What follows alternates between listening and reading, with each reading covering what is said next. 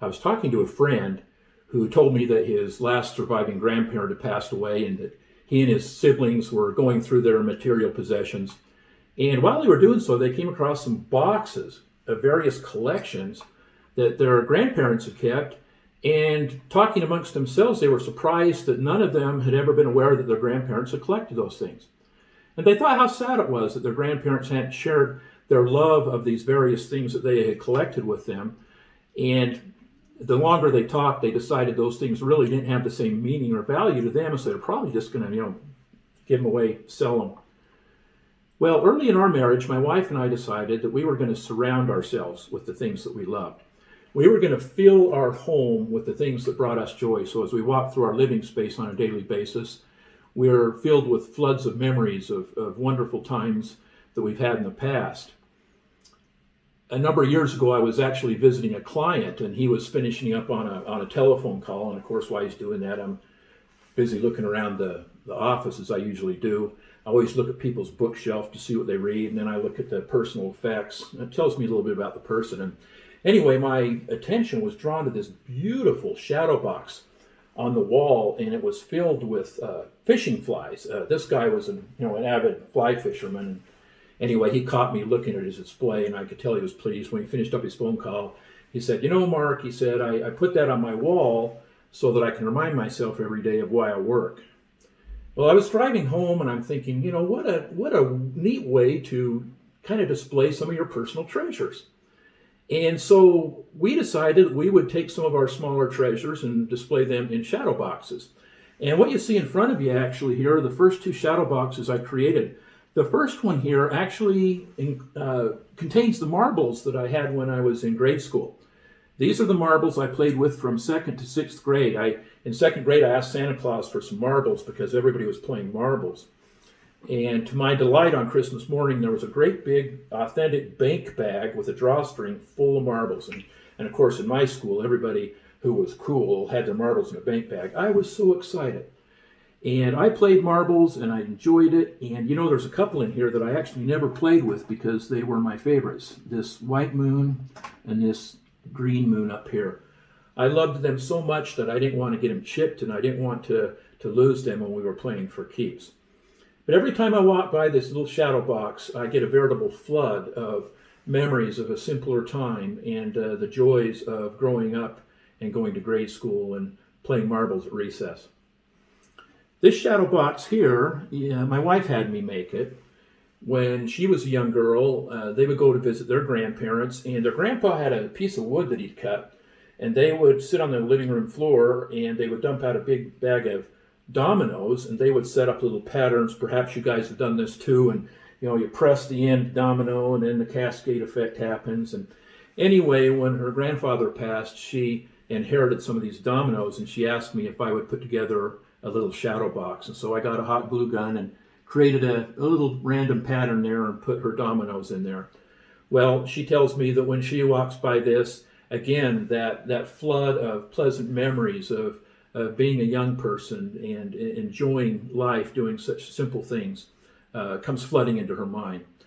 Well, what I decided I'd do, you guys, is because my house is full of shadow boxes and displays, and because people say my house looks like a boutique shop, which it does, I thought I would show you some of our shadow boxes, and hopefully in doing so, it will give you folks some ideas on how maybe you might be able to surround yourself with the little treasures that bring you so much joy so that you can enjoy them every day of your life.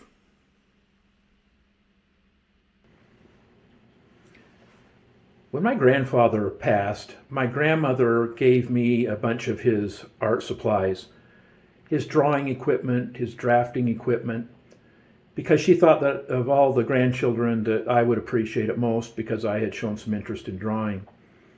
The tools in this little box here were the ones that I used to create my first pen and ink drawings. Since that time, I have drawn many things in pen and ink: landscapes, castles, portraits of famous people, and my pen and ink drawings and prints now hang on walls all over the place. And I'd like to think that each time somebody looks at one of my pieces of art hanging on their wall, that it brings them joy. Just like every time I look at this little shadow box, it reminds me of my grandfather and my explorations of pen and ink when I was a young boy and getting my start as an artist and knowing what it's like to sell my work. A lot of memories come from that little shadow box. Some of the choicest memories from my youth revolve around activities with the Boy Scouts. I was so privileged to work with men of character as my scout leaders, men who gave unselfishly of their time, lots of it, to help us young men navigate the world, learn about all the wonderful things there are in this world, acquaint ourselves with many areas of study. In fact, I'd have to say that I probably got as much out of my scouting experience as I did from my school experience at that time.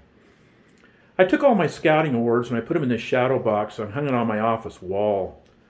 Every time I glance up at it, it brings those wonderful memories of that special time in my life back.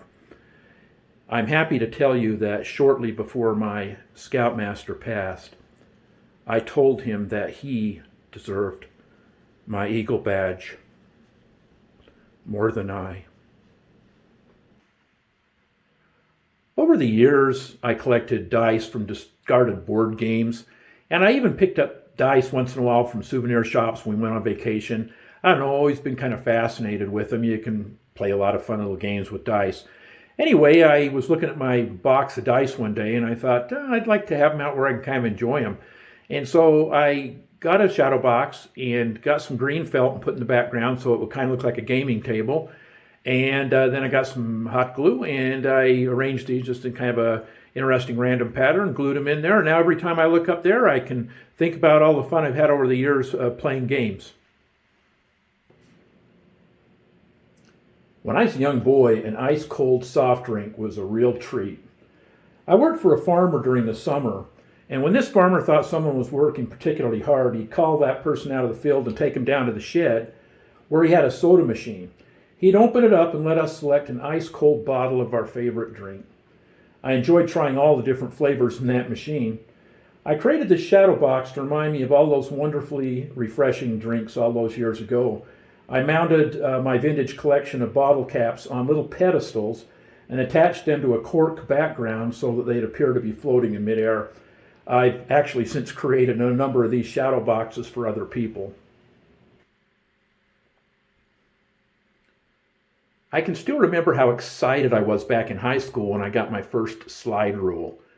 I was just absolutely fascinated with how neat and elegant this simple little tool was and how powerful it was in helping me to figure out the equations that I was working with at the time.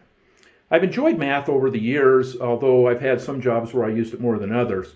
But over the past few months, I've actually been enjoying reviewing all the different branches of mathematics just for the fun of it.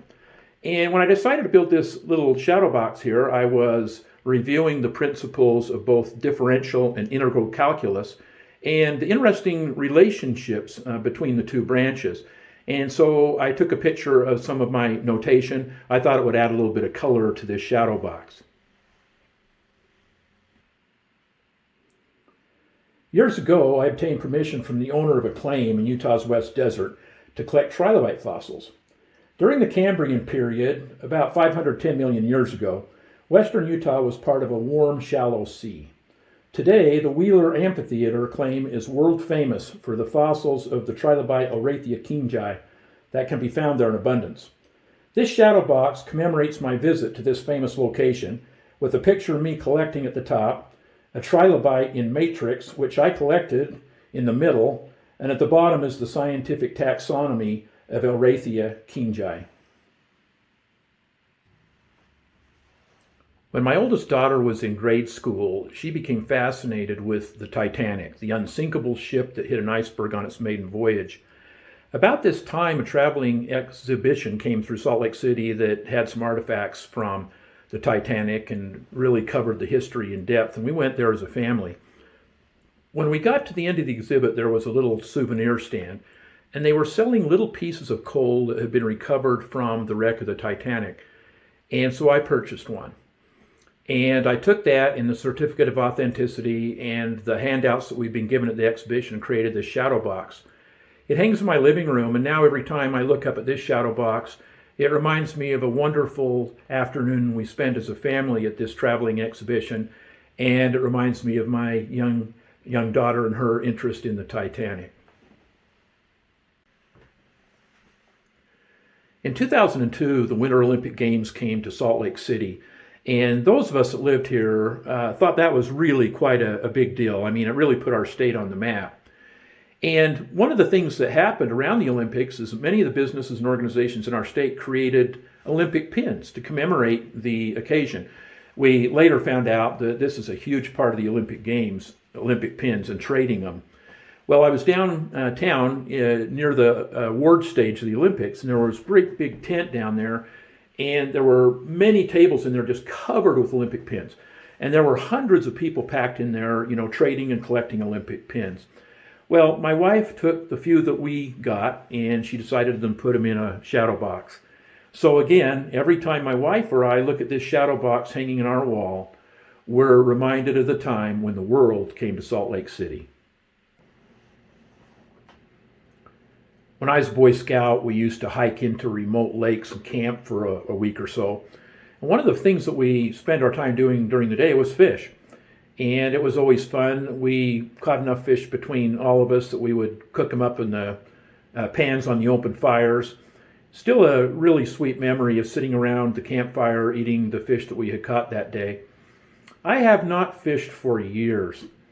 But one day I was cleaning out my garage and I came across my old tackle box with my old flies and flatfish and lures, and taking my inspiration from that shadow box of flies that I'd seen in that business office years and years ago, I thought that I would create the same kind of an effect with my old fishing tackle. And so I put this fabric background in there, kind of almost, it's not quite burlap, but it's a little bit coarser fabric. I thought it looked good as a background for the lures, and then mounted all my lures and flies in there. So again, now every time that I pass this on my wall, I'm reminded of those wonderful camping trips when I was a young scout.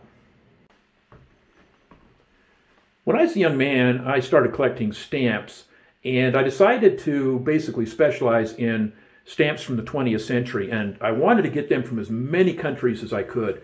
And as time went on, I really tried to get picture stamps. A lot of times picture stamps had notable people from those countries or some of the interesting sites that you could go to in those countries.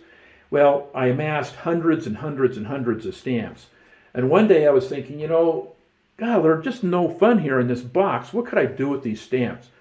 So I decided to mount all the stamps on little individual pieces of mat board, and I put my entire stamp collection in this 3-inch deep shadow box. It's deep. It's all filled with stamps, hundreds and hundreds of stamps. Now, every time I look up at this shadow box on my wall, I know my whole stamp collection's in there, and I get a little bit of joy from it. A whole lot more joy than I got when they were sitting in a box. I first read Walden by Henry David Thoreau when I was in college, and to say that it had a transformative effect on my thinking would be an understatement.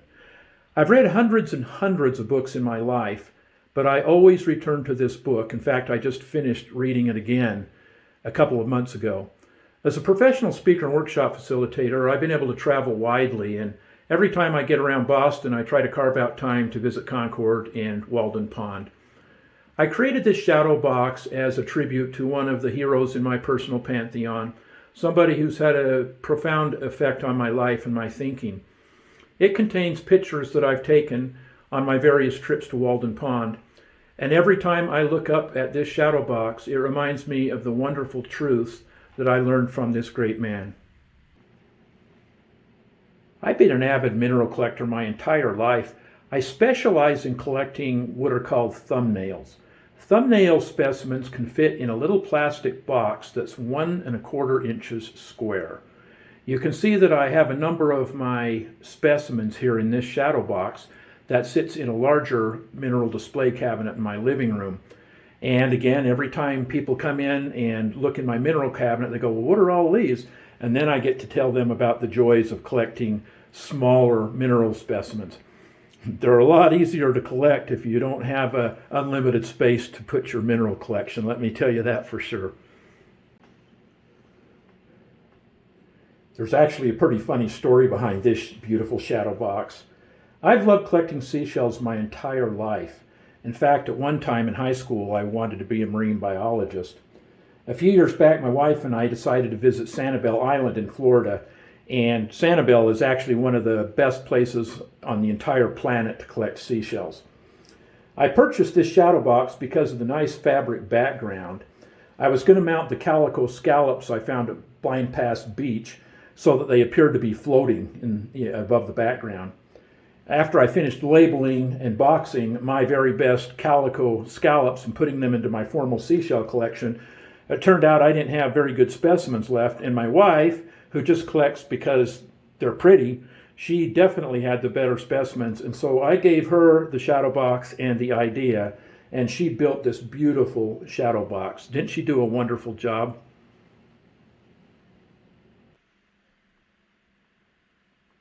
Our family has always enjoyed playing games, and one of our favorites over the years was Scrabble. Years ago, I was going through our cabinet, and I found this great big bag of extra Scrabble tiles, and I thought, well, what am I ever going to do with these? Well, coincidentally, at the same time I found this, I was working on my personal values, the values that I would like to live by, and I thought, well, gee, it'd be kind of fun to build a 3D word search with my personal values, because I have enough tiles here to do it.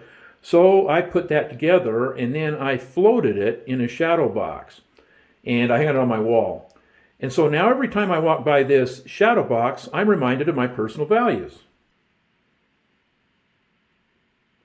Ammonoids, commonly called ammonites, are an extinct group of marine mollusks. Scaphites farnensis was a species of ammonite that lived during the late Cretaceous period, around 90 million years ago. I collected these specimens in this shadow box here from the Manco Shell near the Huntington Power Plant in central Utah. At the top, I'm on the right, is a picture of me and another member of Mineral Collectors of Utah, and we're holding up our new finds. In the middle of the shadow box, you can see several specimens of Scaphites farnensis that I collected that day, and at the bottom is the scientific taxonomy of Scaphites farnensis. When I was in elementary school, my friends and I had often stopped by a pharmacy we passed walking home from school. There was a huge display of penny candy that we would select our favorites from.